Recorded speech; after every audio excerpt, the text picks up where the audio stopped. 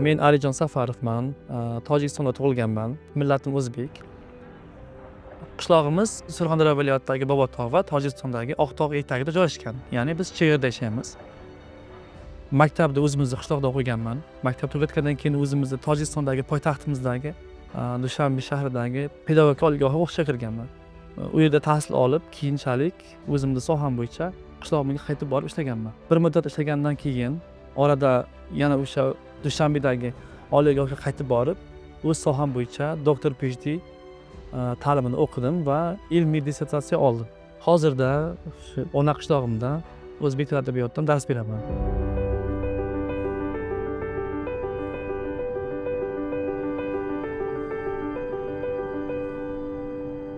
Toshkentga birinchi safar kelganimda men uchun bu begona shahardek tuyulgan. Lekin borib bir kundan keyin Toshkent xuddi o'z ona shahrim kabi bo'ldi. Chunki bu yerdagi odamlari, shahar joylashishi, arxitekturasi xuddi Dushanbega juda o'xshash shahar va o'zimni begona his qilmayman hozir. Kelaman, xuddi o'zimni shahrimga kelgandek erkin bo'laman. Va hozirda biz Dushanbe va Toshkentga kelish juda ham oson. Deyarli har kuni reyslar bor. Bir haftaga 15 tagacha reys bor. Bemalol kelib ketish mumkin. Bu juda ham yaxshi sharoit deb o'ylayman. Ko'ngilochar markazlar bor, ya'niki Magic City'ga boraman, chunki u yerda ertaklar olamiga o'xshash. Keyin Toshkent City'ni piyoda aylanishni yaxshi ko'raman. Chunki u ham zamonaviy arxitektura, ham ayniqsa yozlarda juda ham chiroyli fontanlari bor. Xullas, Toshkent juda chiroyli shahar men uchun. Toshkentga men har yilga kelaman va har yilga kelganimda bitta yangilikni ko'raman. Bu safargi tashrifimda men Toshkentda yangi ochilgan Islom sivilizatsiya markazini borib ko'rmoqchiman. Chunki bu ham zamonaviy arxitektura, ham milliychilik, ham o'zimizni xalqimizga mos bo'lgan qurilish deb bilaman. Xudo xolasa o'sha yerga borib ko'rish niyatim bor. Biz Tojikistonda yashaydigan o'zbeklarimiz, bizni urf-odatlarimiz ham xuddi sizlar kabi. Ya'ni milliy ovqatlarimiz, milliy hunarmandchiliklarimiz sizlarga o'xshash. Ya'ni biz ikkita xalq o'rtasidagi ko'prik vazifasini bajaramiz.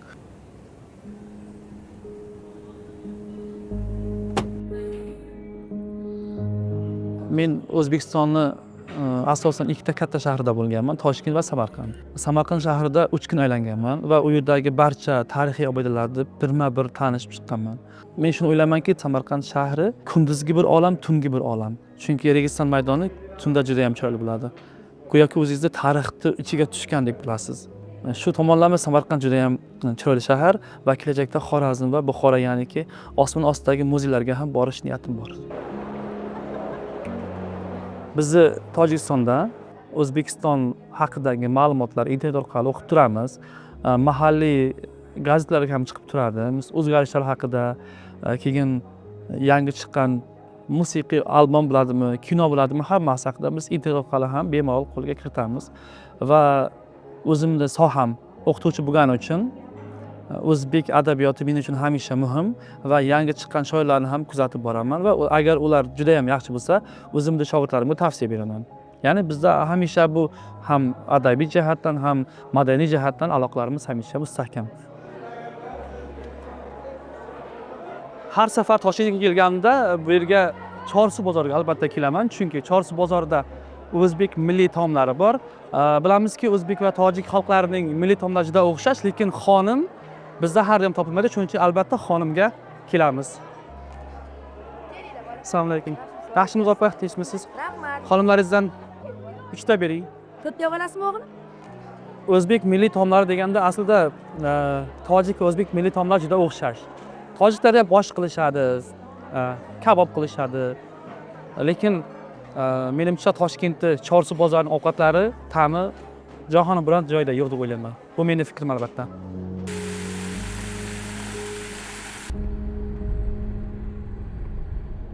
Bu yerda bo'layotgan forum haqida gapiradigan bo'lsak, men bu vatandoshlar jamoat fondi bilan avval ham ishlaganman.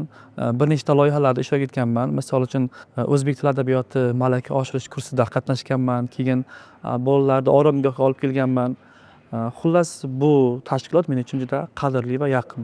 Hozirgi bo'layotgan forum bu asosan MDH, ya'ni mustaqil davlatlar hamdo'stligi yashaydigan vatandoshlarni bir joyga yig'ib, ular o'rtasidagi do'stlik ko'prigini qaytadan qurish.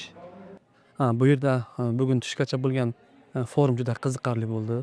O'rta Osiyodagi har bir davlatdan kelgan delegatsiya a'zolari o'zlarining ishlarini amalga oshirayotgan rejalarini aytdilar va shu o'rinda Rossiyadan ham juda ko'plab olimlar, professorlar kelishdi. Hozirgi tushdan keyin bo'ladigan sessiyamizda biz o'zbek tili adabiyoti, ilm, fan va madaniyat xodimlari o'zaro fikr almashinyaptamiz. Bugungi kechgacha bo'ladigan tadbirlarimiz yanada qiziqarli bo'ladi degan umiddamiz.